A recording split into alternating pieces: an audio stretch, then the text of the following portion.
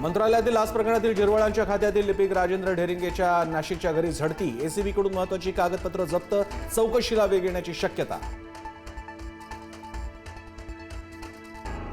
शनिवारपासून not reachable असलेले मंत्री नरहरी झिरवाळ घेणार उपमुख्यमंत्री सुनेत्रा पवारांची भेट. पुढारी न्यूजला विश्वसनीय सूत्रांची माहिती. मंत्रालयातील लाच प्रकरणानंतर झिरवाळ अडचणीत. राष्ट्रवादीच्या आमदारांची आज संध्याकाळी मुंबईत बैठक. राष्ट्रवादी पक्ष विलिनीकरण तसंच राष्ट्रवादीच्या राष्ट्रीय अध्यक्षपदाबाबत बैठकीत चर्चेची शक्यता. उपमुख्यमंत्री सुनेत्रा पवारांच्या उपस्थितीत देवगिरीवर बैठकीचं आयोजन.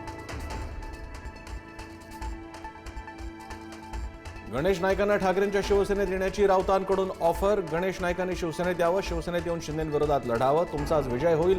राऊतांकडून नाईकांना प्रेमाचा सल्ला. मुंबई महापालिकेतील विरोधी पक्षनेत्याबाबत आज होणार अधिकृत घोषणा. किशोरी पेडणेकरांची विरोधी पक्षनेतेपदी घोषणा होण्याची शक्यता. कोकाटेंच्या शासकीय सदनिकेप्रकरणी सर्वोच्च न्यायालयात आज सुनावणी. बनावट कागदपत्रांच्या आधारे शासकीय सदनिका मिळवल्याप्रकरणी कोकाटेंवर आरोप. नाशकात स्थायी समितीच्या सदस्यांची बिनविरोध निवड. मयुरी पवारांना शिंदेंच्या शिवसेनेकडून संधी. अपक्ष मुकेश शहाणेंना अजित पवारांच्या राष्ट्रवादीकडून संधी. भाजपकडून 9 सदस्यांची निवड.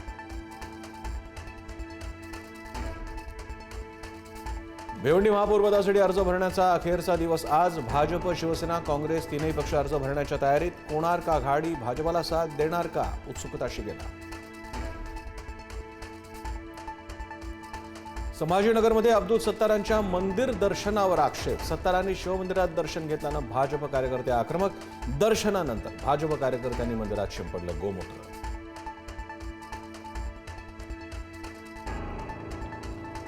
पुण्यातील हिंसक आंदोलन भाजप आणि काँग्रेसला भोवलं. दोन्ही पक्षाच्या प्रमुख पदाधिकाऱ्यांसह 100 कार्यकर्त्यांवर गुन्हे दाखल.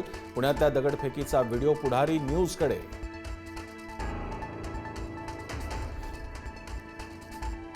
नागपूर विमानतळावरची सुरक्षा तपासणी करणाऱ्या काही मशीन्स बंद. बोर्डिंगसाठी उशीर होत असल्यानं प्रवाशांना मनस्ताप. सुरक्षा तपासणी काउंटर परिसरात प्रवाशांची गर्दी.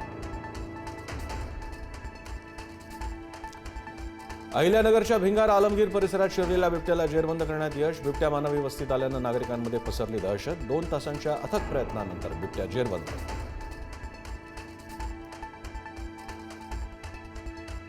भंडाऱ्याच्या लाखनी तालुक्यातील नान्होरी इथं बिबट्याचा युवकावर हल्ला. हल्ल्यात युवक जखमी. वनविभागाच्या टीमनं डॉट मारून केलं रेस्क्यू.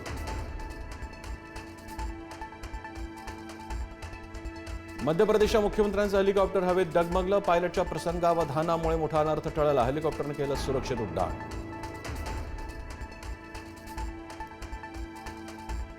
फ्रान्सचे राष्ट्राध्यक्ष इमॅन्युएल मॅक्रॉन उद्यापासून भारत दौऱ्यावर. भारत फ्रान्सकडून 114 राफेल लढाऊ विमानं खरेदी करणार. दौऱ्यादरम्यान करारावर होणार शिक्कामोर्तब.